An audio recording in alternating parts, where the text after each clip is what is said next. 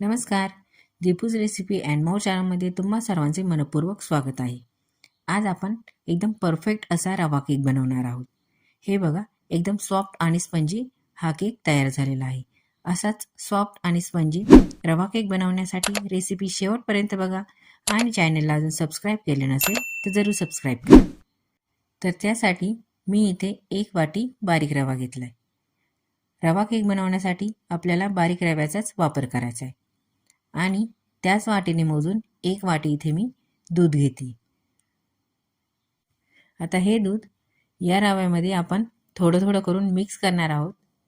दूध एका वेळेसच न घालता या प्रकारे थोडं थोडं करूनच घालायचं आहे, म्हणजे रव्याचे गोळे बनणार नाहीत आणि दूध आणि रवा व्यवस्थित असं मिक्स होईल. ज्या वाटीने रवा मोजलाय त्याच वाटीने मोजून आपल्याला यात दूध घालायचं आहे. हे बघा, 1 वाटी पूर्ण मी इथे दुधाचा वापर केलाय. आता यातच त्याच वाटीने मोजून मी इथे अर्धी वाटी साखर घालतीये. आता हे सर्व व्यवस्थित असं मिक्स करणार आहोत. हे बघा, साखर आणि दूध रव्यामध्ये व्यवस्थित असं मिक्स झालंय. आता आपण हे 15 ते 20 मिनिटासाठी असंच झाकून ठेवणार आहोत. जर जास्त वेळ असेल तर 30-40 मिनिटं पण हे झाकून ठेवू शकता. हे बघा, 20 मिनिटानंतर मी यावरचं झाकण काढलंय आणि यातली साखर पण व्यवस्थित अशी विरघळली. आता हे बॅटर आपण एका मिक्सरच्या भांड्यामध्ये घालणार आहोत. हे सर्व साहित्य मिक्सरला फिरवल्याने केक स्पंजी आणि सॉफ्ट होण्यासाठी मदत होते, त्यामुळे आपण हे बॅटर मिक्सरला फिरवणार आहोत.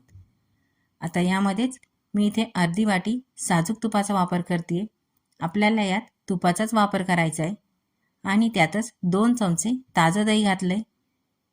दह्याचा वापर करताना दही हे ताजंच असावं, नाहीतर जर आंबट असेल तर केकला आंबट अशी चव येईल. हे बघा, हे मी मिक्सरला फिरवलंय. आता पुन्हा त्याच भांड्यामध्ये ते काढून घेणार आहोत. आता यामध्ये 1 चमचा भरून बेकिंग पावडर आणि अर्धा चमचा खाण्याचा सोडा. मी इथे मिक्स फ्रूट इसेन्सचा वापर करते. याऐवजी व्हॅनिला इसेन्स किंवा आवडीनुसार कुठल्याही इसेन्सचा तुम्ही वापर करू शकता. आता हे सर्व एकाच डायरेक्शनमध्ये या प्रकारे मिक्स करून घ्यायचे. हे याच प्रकारे एकाच डायरेक्शनला 30 सेकंद एकदम फास्ट असं मिक्स करायचे, म्हणजे ते व्यवस्थित असं फर्मेट होतं आणि केक बेक होण्यासाठी मदत होते. असं केल्याने केक छान स्पंजी आणि सॉफ्ट तयार होतो. आता यामध्ये मी आवडीनुसार टुटी फ्रुटी घातली आहे. आता हे बॅटर आपण केक टीनमध्ये घालणार आहोत. केक टीनला मी अगोदरच ग्रीस करून ठेवलं होतं. ग्रीस करण्यासाठी मी इथे तुपाचा वापर केला आहे. त्यावर मैद्याने ते कोट करून घेतलं होतं आणि 10 मिनिटापूर्वी मी एका जाड बुडाच्या पातेल्यात मीठ घालून एक स्टँड ठेवलं होतं. मीठ घातल्यानंतर आपल्याला यावर 10 मिनिटं झाकण ठेवून ते व्यवस्थित असं गरम होऊन द्यायचे. त्यानंतरच यावर केक टीन ठेवणार आहोत. आता यावर एक पॅक असं झाकण ठेवायचे. आता 30 ते 40 मिनिटानंतर आपण हे उघडून बघणार आहोत. केक बेक करताना गॅसची फ्लेम ही कमीच ठेवायची.